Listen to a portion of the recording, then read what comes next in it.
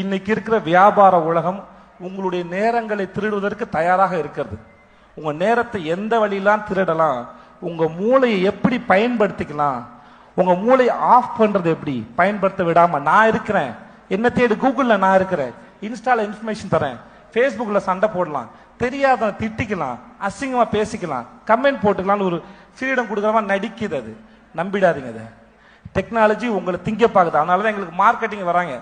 என்னென்ன மார்க்கெட்டிங், உங்களை அதுக்குள்ள கொண்டு வந்துட்டு உங்க மூலமா பொருள் விற்கிறதுக்கு உங்களை முதல்ல பயன்படுத்த வைக்கிறது, அப்புறம் மார்க்கெட்டிங் அது கொண்டு வருது, அதுல காசு பார்க்கறது. அதுக்கு முதல்ல நீங்க அதை பயன்படுத்தணும். நீங்க பயன்படுத்தி நீங்க நிறைய பேர் இருந்தாதான் அதுல மார்க்கெட்டிங் பண்ணி காசு பார்க்க முடியும்.